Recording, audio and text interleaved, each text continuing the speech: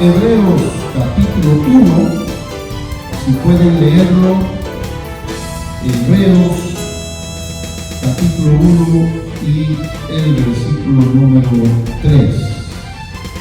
Por favor, pueden buscarlo en sus Biblias.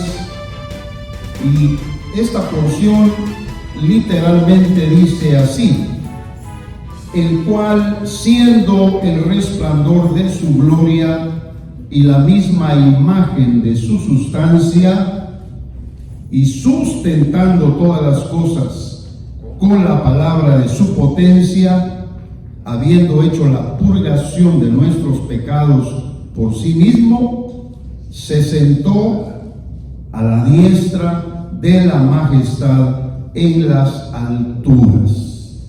¿Quién se sentó? Jesús, después de resucitado. Pero Él es el resplandor de la gloria de Dios y la misma imagen de su sustancia. Amén. Pueden sentarse, por favor. En la serie Imagen y Esencia que he estado compartiendo con ustedes, por lo cual pido toda su atención en este tema, porque no es fácil realmente hablar de la divinidad. Pero el tema en esta oportunidad es imagen y divinidad. Tal y como lo hemos leído acá, prácticamente se desglosa una serie de verdades profundas a través del escritor a los hebreos en referencia a Jesús, el Hijo de Dios.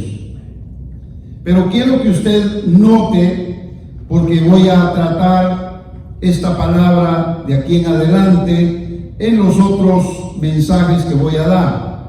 Quiero que note la palabra sustancia, porque el término griego es el único que se refiere a lo que es la unión de dos naturalezas.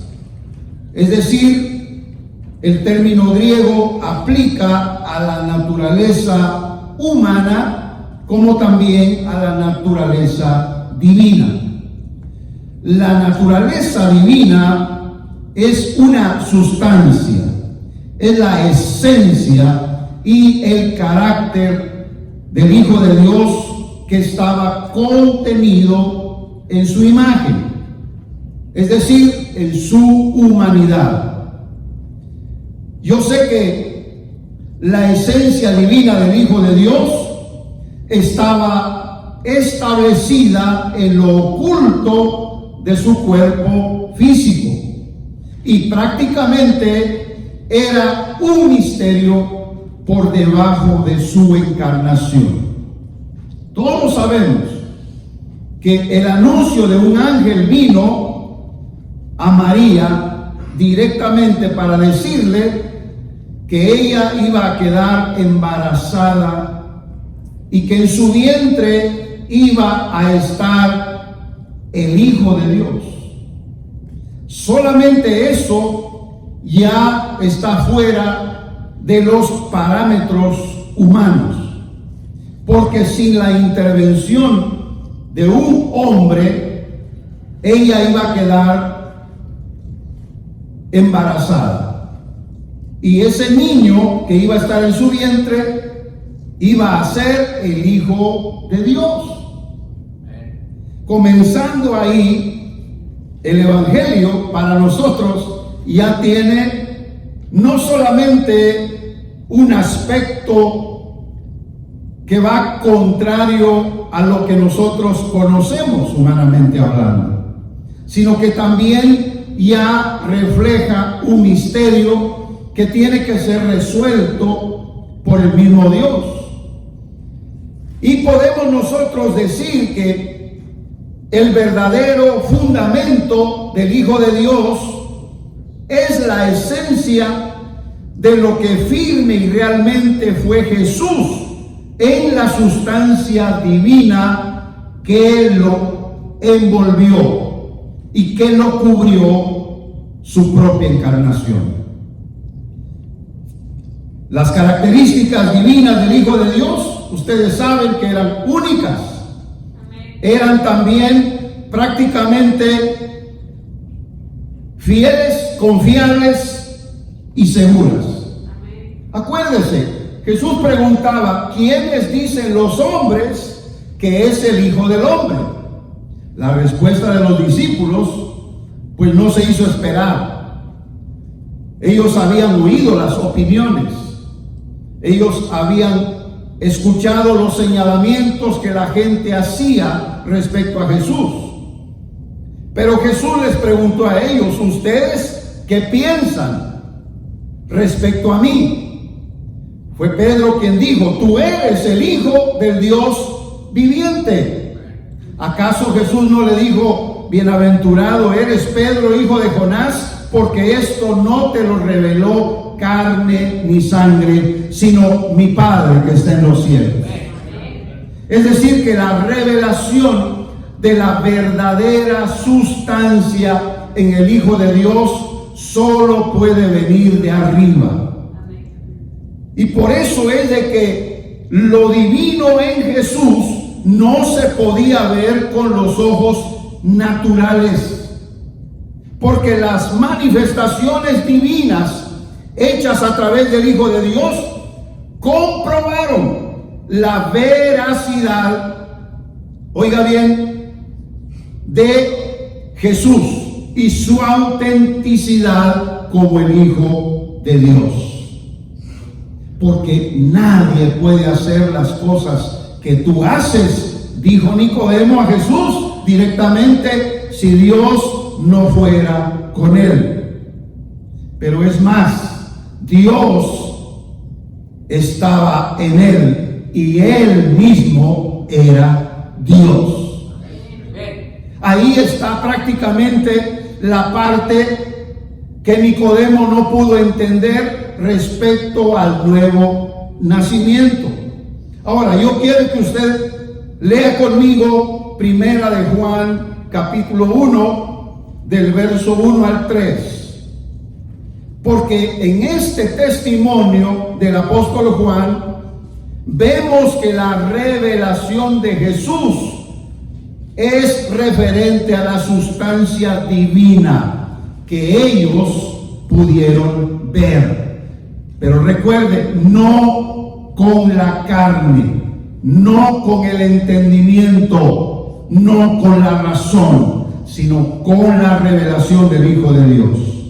¿Qué dice Juan? Lo que era desde el principio, lo que hemos oído, lo que hemos visto con nuestros ojos, lo que hemos mirado y palpado en nuestras manos tocante al verbo de vida, porque la vida fue manifestada y vimos y testificamos y os anunciamos aquella vida eterna, la cual estaba con el Padre y nos ha aparecido.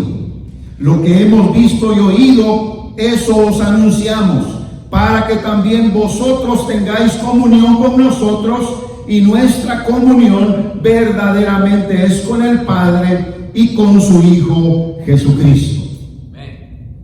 Y usted decía: gloria a Dios. Usted está leyendo la palabra revelada. Pero muchos lo pueden leer como usted lo lee y sin embargo no entenderlo. Ahora, en esto no se necesita la capacidad de raciocinio. Aquí no es un asunto de inteligencia, es un asunto de un toque del dedo de Dios sobre nuestro espíritu, por ponerlo en esa forma. Pero únicamente la revelación divina respecto a Jesús puede resolver el misterio de su encarnación. Es que él tenía que nacer, como lo había dicho el profeta: he aquí un hijo nos es nacido.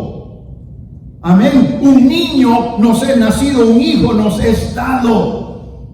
Él era el Emmanuel, que significa, traducido a nuestro idioma, Dios con nosotros. Pero quiero que usted vea que por eso Juan el Bautista, cuando presentó a Jesús, en el momento en que era bautizado por él dijo: he aquí el Cordero de Dios que quita el pecado del mundo. Amén. Él, Juan el Bautista, vio y oyó el respaldo sobrenatural de Dios en cuanto al Señor Jesucristo, porque oyó la voz que decía: este es mi Hijo amado, en el cual tengo complacencia. Yo quiero que usted vea lo que es el misterio en esa sustancia divina, dentro de la sustancia física y natural y humana de Jesús, el Hijo de Dios. Quiero que usted lo vea en el sentido de que las propiedades de la sustancia divina son profundas, por lo tanto son insondables, son incomprensibles y por lo tanto son inescrutables. Porque lo que es la sustancia humana es predecible. Cuando una mujer está embarazada, actualmente con la tecnología, ya se puede ver la criatura en el vientre y su desarrollo desde sus primeros meses. Se puede ver inclusive que aquella criatura está sana, que todos sus órganos están trabajando normalmente. Se puede ver que va creciendo, que va desarrollándose. Se puede sentir el latido de su corazón y aún se puede saber ya el género humano que viene, si es niño o es niña. Ustedes saben que las propiedades de la sustancia humana, definitivamente el hombre ha podido estudiarlas, aunque hay muchas cosas que no entendemos nosotros, los comunes entre los seres humanos, porque no tenemos estudio científico. Sin embargo, sabemos por lo que hemos aprendido hasta nuestros días lo que significa un nacimiento natural. Pero quiero que usted vea que la fe sobre el Hijo de Dios es un misterio, porque la fe nos va a revelar la sustancia divina que hay, y no podríamos nosotros entenderla de otra manera. ¿Qué dice Primera de Timoteo 3:9? Si usted lo lee, ahí dice: que tengan el misterio de la fe con limpia conciencia. Bien corto el pasaje, pero usted lee ahí que la fe es un misterio. Usted sabe que un misterio es algo que puede estar escondido, algo que no ha sido manifestado, que no ha sido revelado. Pero cuando se llega a entender, entonces se puede definir lo que es la fe en sí misma. Amén. Y nuestra conciencia debe estar con toda seguridad sabiendo y reconociendo lo que significa ese misterio. Porque ustedes saben que para el Evangelio se necesita fe. Para reconocer al Hijo de Dios, quien trajo las buenas nuevas de salvación, se necesita fe. Para recibir la salvación que Él prometió, se necesita fe. Para llegar a tener la afirmación de la vida eterna, la cual está en el Hijo de Dios, se necesita fe. Es decir, la sustancia se revela, pero no se materializa a capricho de la voluntad humana. No podemos nosotros, hermanos, hacer que otros vean lo que vemos. Tampoco podemos hacer que ellos vean haciéndolo nosotros manifiesto, porque eso no se puede, es imposible. Solo podemos dar testimonio de lo que creemos. Ahora yo quiero que usted vea que definitivamente la encarnación de una vida dentro de otra vida es muy común en el nacimiento de un ser humano. Cuando aquella vida está en el vientre de una mujer, está recibiendo a través de aquella persona la vida, la salud, la alimentación, mientras crece y se desarrolla en su vientre. Ahora, yo quiero que usted vea que todo nacimiento de un ser humano, científicamente hablando, también sigue siendo un misterio. Amén. Es asunto de polémicas, de discusiones. Es más, hasta han intervenido las leyes de los países para decretar, según ellos, hasta qué tiempo un embrión en el vientre de una mujer es vida. Y es prácticamente una naturaleza humana. La Biblia lo pone ya en claro desde el principio. Desde el momento en que hay una gestación, ya hay vida.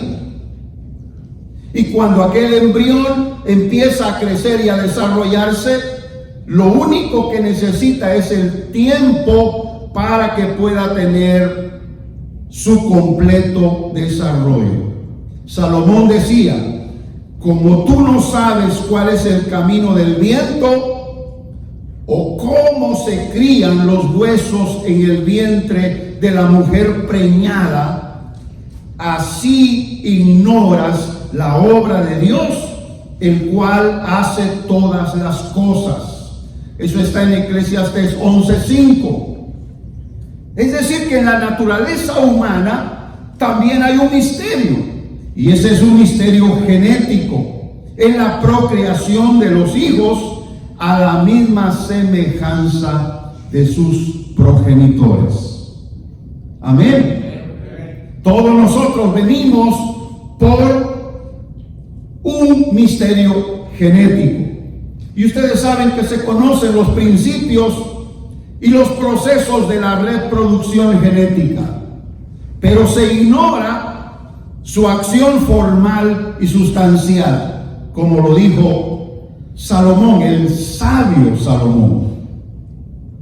Claro, los científicos le pueden dar a usted una explicación, le hablan del 2X, de la Y y todo eso, pero ¿qué podemos entender nosotros si no lo hemos estudiado ni hemos estado en un laboratorio? Pero sí podemos entender que a la vista natural vemos cómo un vientre puede ir creciendo hasta que llega el momento de dar a luz. Y cuando uno carga una criatura, la puede observar y puede decir: ¡qué belleza! Cómo Dios pudo hacer tanto detalle en una criatura que ya abosteza, ¿verdad? Que ya cierra los ojos, que ya empieza a llorar, que ya empieza a meterse el dedo en la boca y empieza a manifestarse la vida de lo que antes había iniciado nada más como un embrión. Amén. Ahí hay un misterio, porque los designios en la genética ya fueron establecidas por la misma voluntad soberana de Dios. Alabado sea el nombre del Señor. Y usted sabe que esa parte misteriosa de la creación humana es la unión de dos sustancias naturales. Y es un desarrollo perfecto y asombroso de la reproducción. Ahí hay microorganismos. Y dentro de esos microorganismos va toda la informática de millares de detalles microscópicos en la creación de un cuerpo. Eso es incomparable, eso es exclusivo de toda naturaleza física. Tanto en el cuerpo humano, natural de cualquier hombre, como también lo fue en el cuerpo humano del Hijo de Dios. No hubo intervención de microorganismos humanos, porque era obra del Espíritu Santo. Yo dije la vez pasada, por esa razón Jesús era sin pecado. Y por esa razón Él no podía cometer pecado. No le alcanzaban las consecuencias del pecado, porque su naturaleza era santa. Él no podía enfermarse. Pero no podemos nosotros decir que por ello Él tomó la ventaja. No, la Biblia dice que Él fue tentado en todo, pero pudo resistir el pecado. Amén. Porque su naturaleza estaba bajo el control y el dominio del Espíritu de santidad. Amén. ¿Qué es lo que pasa en el nuevo nacimiento de todo creyente, de todo cristiano? La misma obra la hace el Espíritu Santo, porque es una obra espiritual. También eso es un misterio incomprendido por nuestra razón y definitivamente está fuera del alcance de cualquier investigación científica. El nuevo nacimiento del creyente también tiene las características de la encarnación hipostática, la encarnación de esa sustancia divina en nosotros. ¿Qué es lo que hace Dios? ¿Acaso no pone Espíritu Santo adentro de nosotros? Amén. ¿Qué somos ahora después de haber creído y después de haber nacido de nuevo? ¿Qué somos? Hijos de Dios. Nuestro espíritu, que estaba muerto en delitos y pecados, volvió a tomar vida. La obra del Espíritu Santo se realizó. Y nadie más lo puede saber sino aquel que lo experimenta. Por eso el asunto de vivir en santidad no es asunto de esfuerzo natural. Es un asunto de la obra del Espíritu de Dios, que quiere tomar dominio y control de todo nuestro ser. ¿Qué hacemos nosotros? No resistimos, porque en nuestra naturaleza aquello está fuera de lugar, aquello no cabe. Amén. Porque aquello es santo, aquello es sustancia del Dios divino, pero Él lo ha puesto para que en nosotros pueda crecer y pueda desarrollar una nueva vida. Esa es la vida nueva en Cristo Jesús, que va a heredar el reino de Dios. Alabado sea el nombre del Señor. Yo quiero que usted vea cómo Jesús, el Hijo de Dios, es el modelo para nosotros. Si bien es cierto, fue rechazado, así como nos van a rechazar a nosotros. Si bien es cierto, fue mal comprendido. De igual manera con los hijos de Dios en la tierra. Pero ese Jesús que pudo vencer el pecado y voluntariamente entregarse a Dios para la obediencia, nos enseña que nosotros también podemos lograr lo mismo. Por eso el apóstol Pablo decía: para mí el vivir es Cristo. Si nosotros tomamos la vida de Cristo y esa sustancia en nosotros nos lleva por el camino de la santidad, entonces vamos a vivir como Cristo vivió. Obviamente no vamos a ser perfectos como Él fue, pero ya tenemos la ventaja de que si Él venció, nosotros también venceremos. Oh, bendito sea el nombre del Señor. Por eso la Biblia dice que Él nos lleva de triunfo en triunfo hasta que veamos su gloria. ¿Se recuerda cuando Jesús fue llevado? Fue escondido por una nube ante los ojos de los que fueron sus testigos. Ángeles que se aparecieron alrededor de los mismos que estaban prácticamente anonadados de ver aquella maravilla. Ellos dijeron: este mismo Jesús que habéis visto ir al cielo es el mismo que también vendrá otra vez. Porque Él viene por los que son de su misma genética. Él viene por los que son de su mismo pueblo.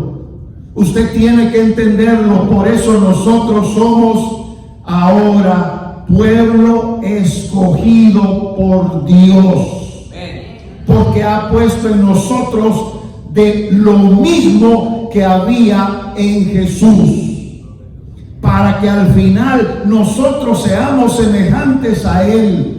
Y donde Él está ahora, ahí también nosotros estaremos con Él y para siempre.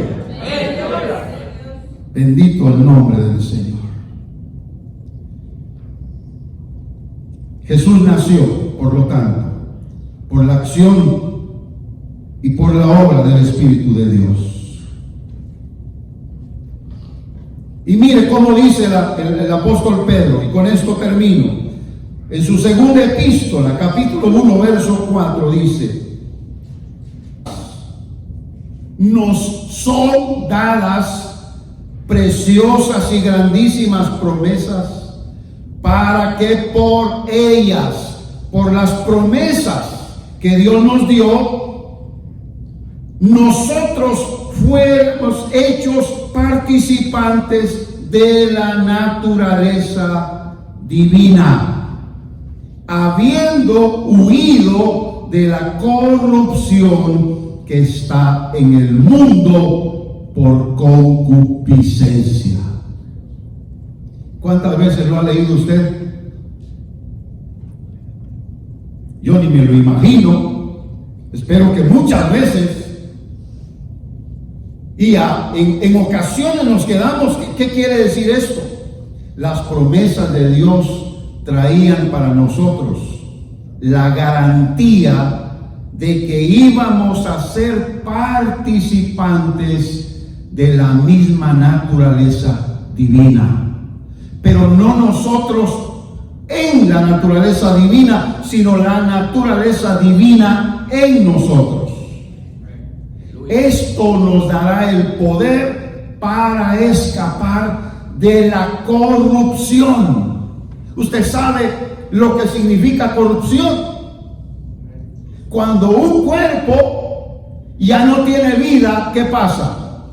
Se pudre, empieza a herer, empieza a descomponerse, hasta que otra vez se convierte en lo que es polvo de la tierra.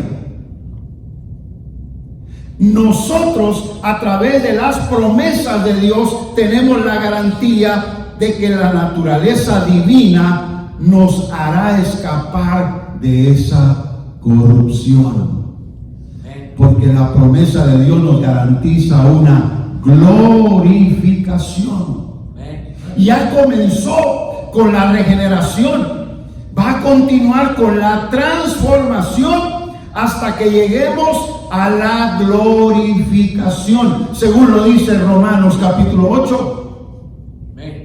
Pero quiero que usted vea, porque la corrupción en el mundo es movida por la concupiscencia.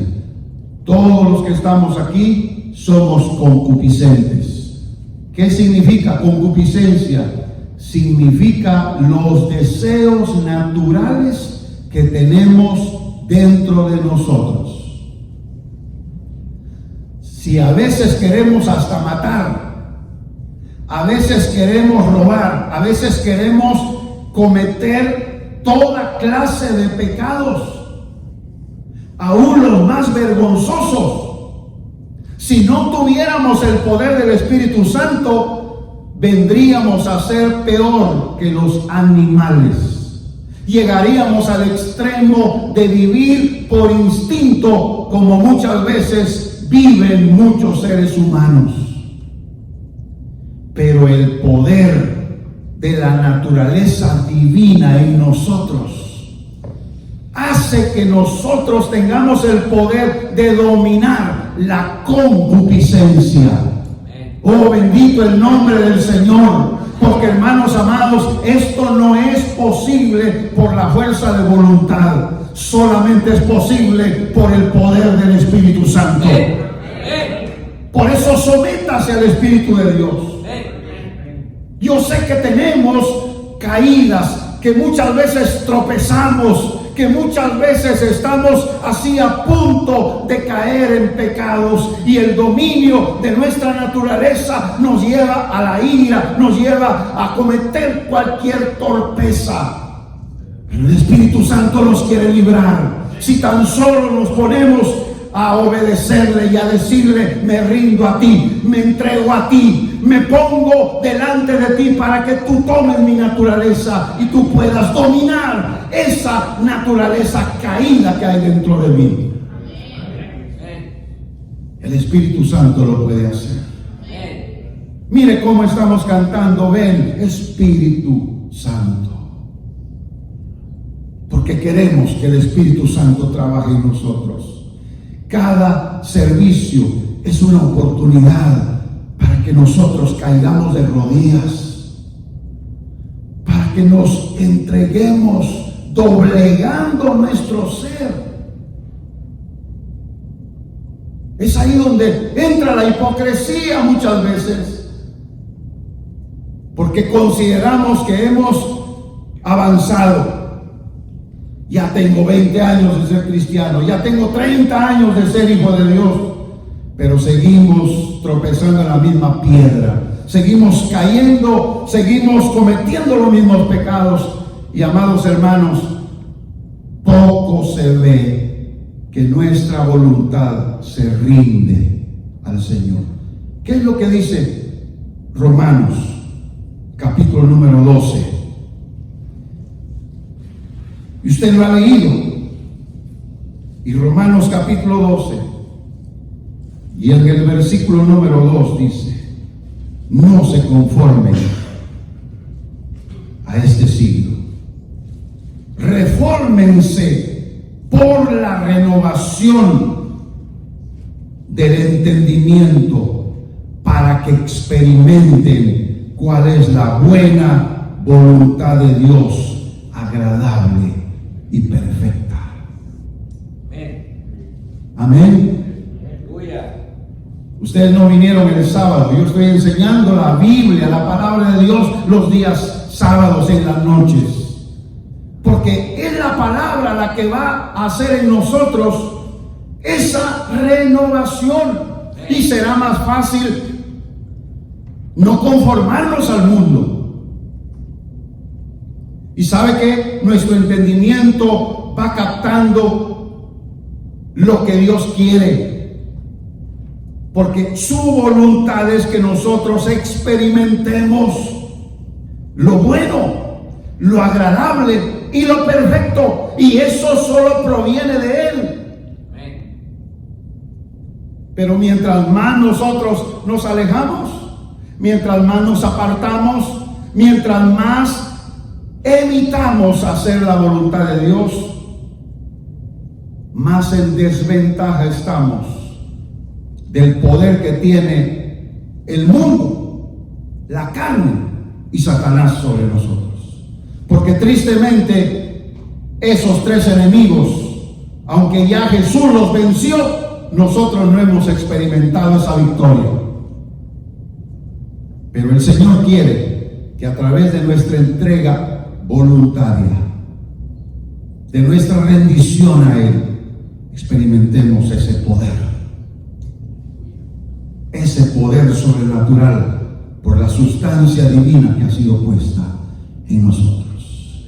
En este tema de imagen y divinidad, quiero que usted considere que aunque somos humanamente hablando iguales, la diferencia siempre la va a ser el Espíritu Divino dentro de nosotros.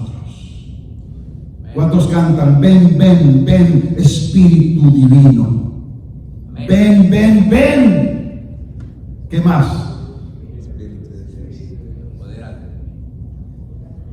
Espíritu de Dios, porque el Espíritu Divino es el Espíritu Santo. Pero decimos, apodérate, pero estamos, como quien dice, resistiendo, ¿verdad? Apodérate, Señor, pero viendo por otro lado. Apodérate porque ya lo sabemos de memoria, pero no es aquello de tómame, Señor, lléname, Señor, rodéame, envuélveme, cúbreme. Solamente así vamos a estar en la protección que habla el Salmo 91, cuando dice, el que habita,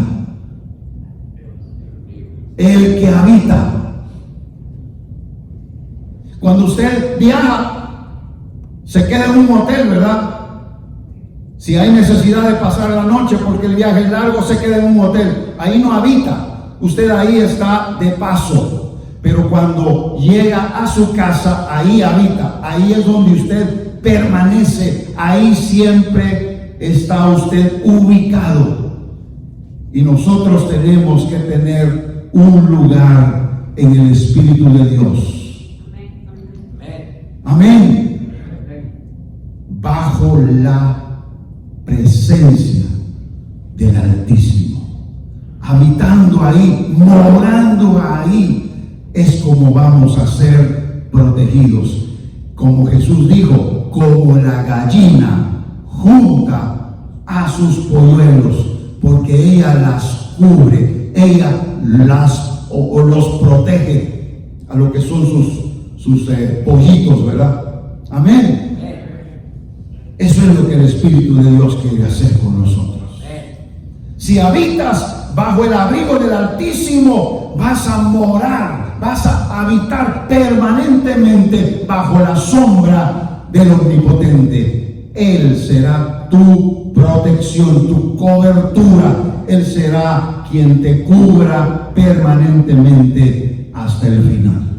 Vamos a ponernos de pie en esta tarde para que hagamos la oración final. Tomemos en consideración que el Espíritu de Dios nos quiere poseer por completo. Entrégale el dominio, entrégale el poder, el control de tu vida, en tus sentimientos, en tus emociones, en tu conciencia, en tu voluntad, en tus pensamientos. Entrégaselo todo, porque Él eso es lo que quiere. Padre Celestial, en el nombre poderoso de Jesús, pedimos que en esta tarde, Señor, tu palabra pueda no solamente abrir nuestros ojos de nuestro entendimiento, sino también mostrarnos el camino para la entrega, para la rendición de nuestra alma. En el nombre de Jesús, que tu palabra ilumine nuestro camino hacia ti, para que permanezcamos habitando bajo tu sombra. Lo pedimos en el